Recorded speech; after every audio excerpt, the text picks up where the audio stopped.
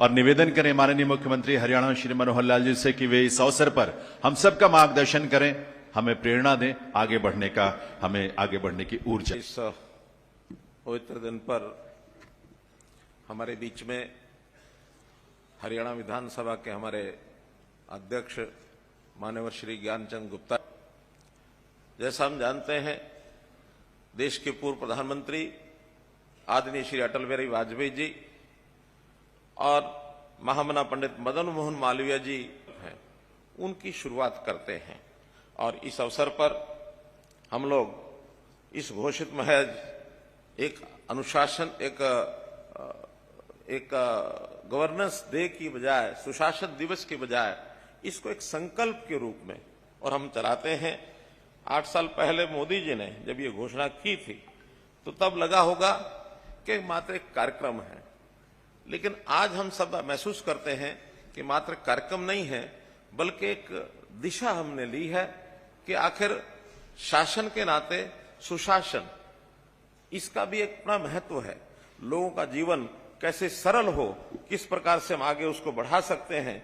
तो महज इसको शब्दों या नारों तक न सीमित करके बल्कि एक भावना, इस भावना के अनुरूप हम सब लोग काम करते हैं। आज के दिन से शुरू करते हैं और लगातार पूरा वर्ष इसको हम चालू रखते हैं।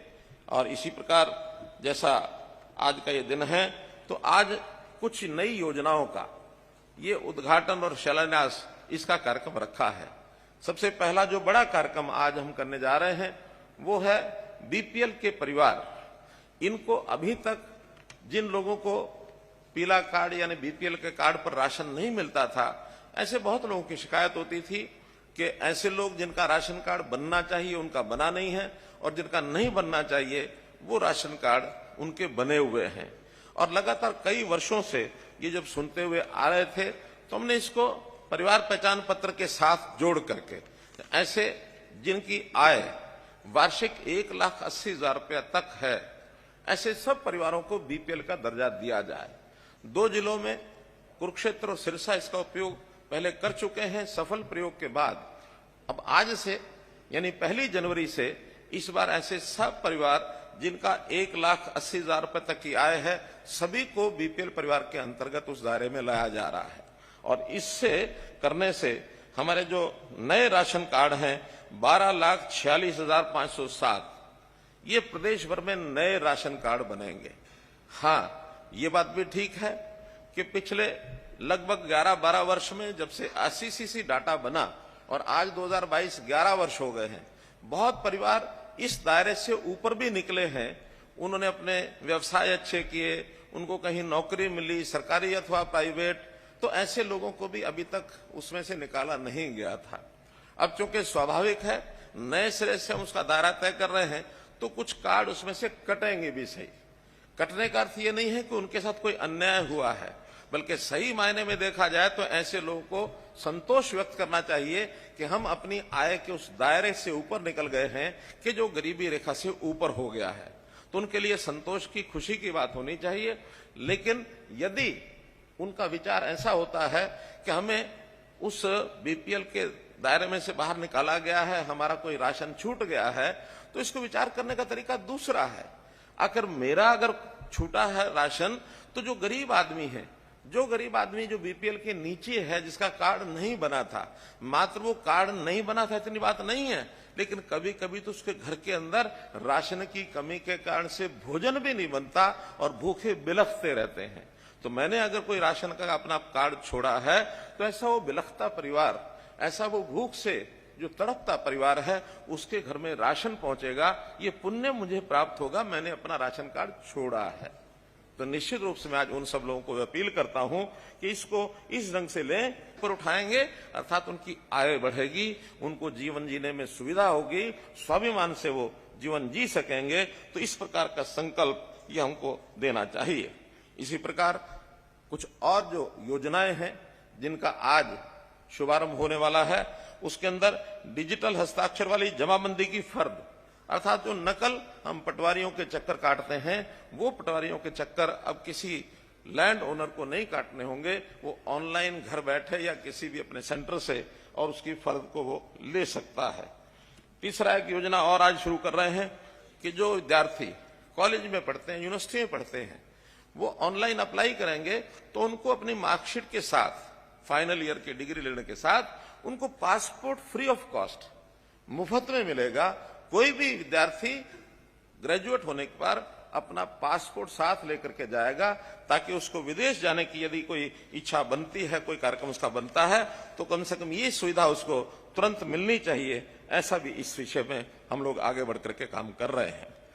एक योजना में हमारा HSVP हरियाणा शहरी विकास प्राधिकरण, उन्होंने सिटीजन फैसिलिटेशन सेंटर ये आज शुरू किया जाएगा, और इससे सिटीजन फैसिलिटेशन सेंटर अर्थात नागरिक सुविधा केंद्र, इसके ऊपर जो भी प्रॉपर्टी संबंधी, चाहे टाउन कंट्री प्लानिंग के हों, चाहे ULB के हों, चाहे HSVP के हों, किसी प्रकार के सुझाव हैं, कोई उनकी शिकायतें हैं, किसी प्रकार की उनकी यानी बायोमेट्रिक उनका प्रमाणीकरण करते हुए उनकी कोई भी डॉक्यूमेंट उनको बनवाना है, तो उसका भी सीधा सीधा उनको लाभ इस केंद्र पर मिलेगा।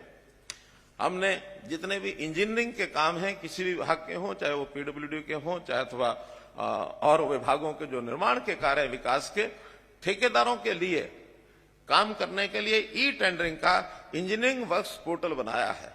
लेकिन इस इंजीनियरिंग वर्क्स पोर्टल में भी अगर लोग जागरूक हों तो विकास के कामों में जो उनको न्यूनता ध्यान में आती है, उसकी शिकायत करने के लिए कॉलोनी, अनधिकृत कॉलोनी, इनकी पहचान की गई थी।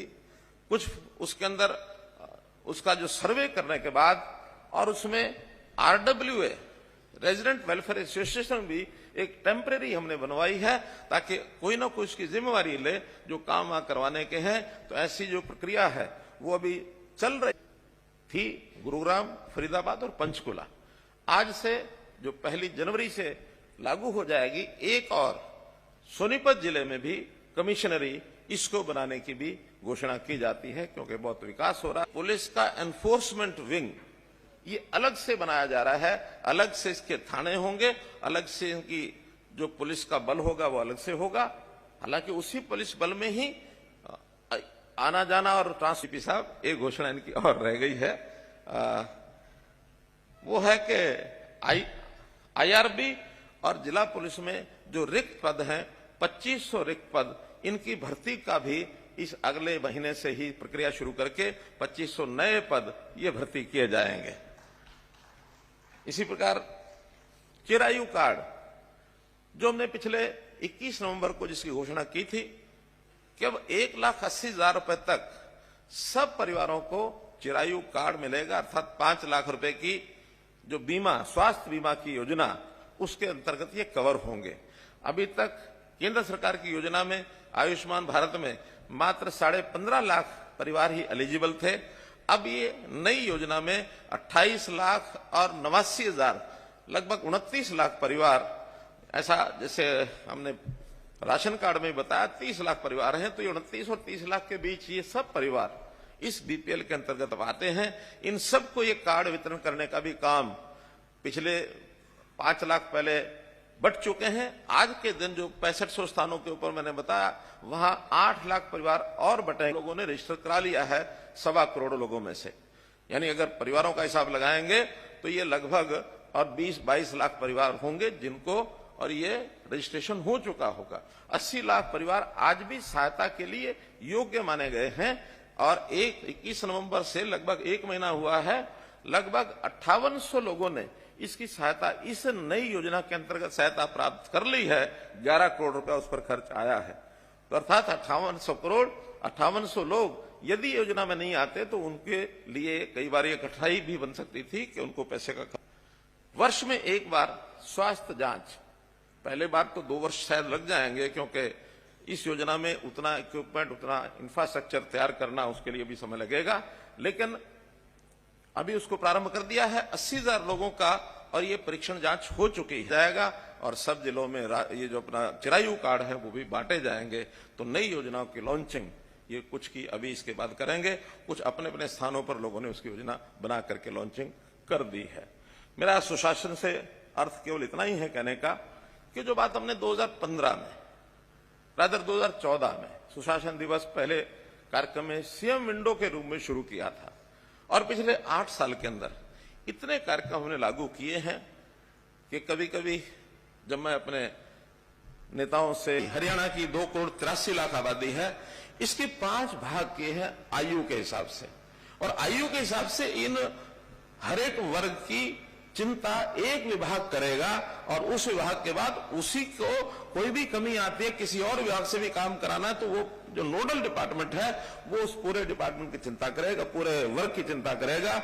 जैसे 0 से 6 साल तक, 6 साल से 18 साल तक स्कूल एजुकेशन, 0 से 5-6 WCD, 18 से 25 ये हायर एजुकेशन, 25 से लेकर के 60 साल तक ये जो हमारा एम्प्लॉयमेंट डिपार्टमेंट है, रोजगार देने वाले डिपार्टमेंट, वो उनको रोजगार चाहिए उस प्रकार का वो करेंगे। 60 से और जो जीवन जितना भी व्यक्ति का चलता है, हमने 120 साल तक के भी आयु के लोग ऐसे ढूंढे हैं। ऐसे सबका जो सोशल जस्टिस डिपार्टमेंट है, सामाजिक न्याय अधिकारिता मंत्रालय, वो इस पर काम करेगा।